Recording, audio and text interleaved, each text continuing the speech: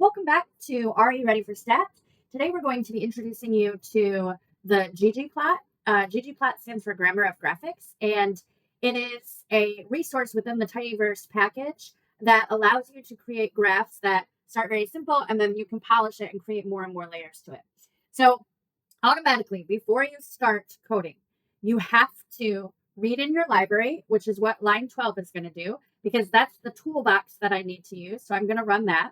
Now you can see it's attaching all of these packages. Now, technically today we're using the ggplot package, but because I loaded that tidyverse, it has multiple packages within it.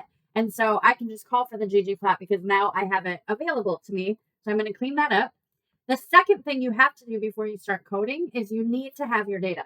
So if I used my own data set, I would now call for that and make sure that was available. Those lines have to happen before you start coding and creating a plot.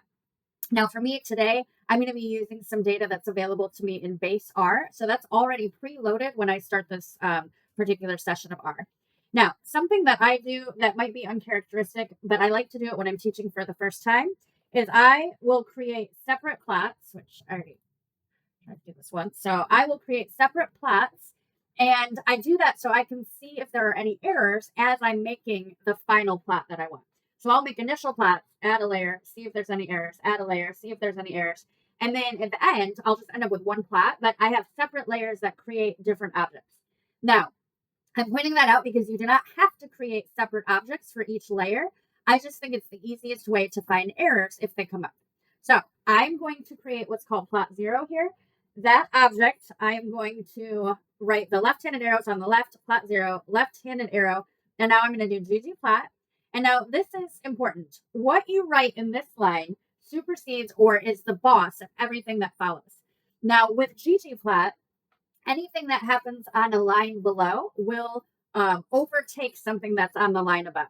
So like, for example, if you have two titles and you write a title in line 16 and then you write a different title in line 17, 17 would become the new title, unless it's in the ggplot line. Ggplot line is the boss of everything.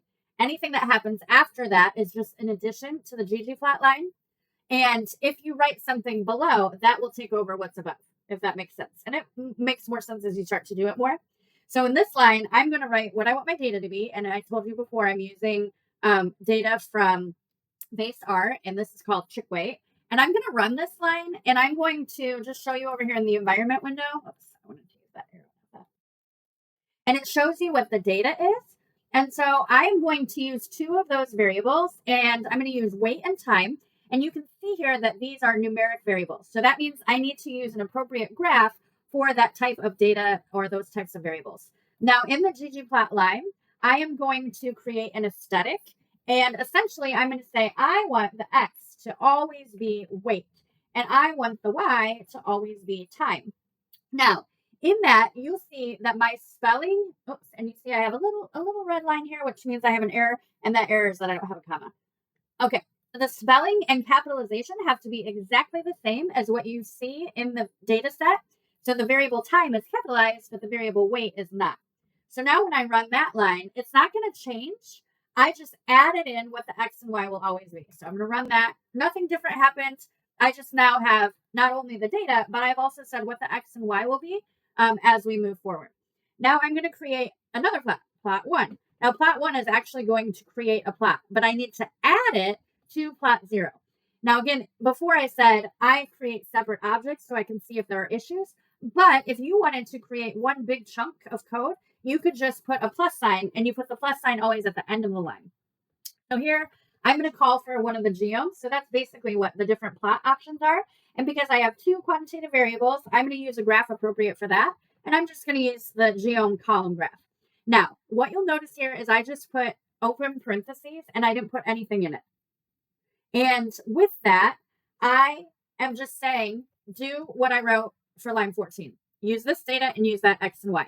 And I don't have to specify anymore in the geom column because I put that in the ggplot line. So I'm going to run that, and you notice nothing came up, and that's okay. That just means that I didn't ask for it to print. And so now in line 18, I'm going to print that line, and you see the plot come up.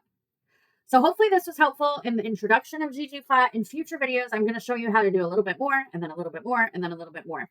So if it was helpful, like and subscribe, and we'll see you in future videos.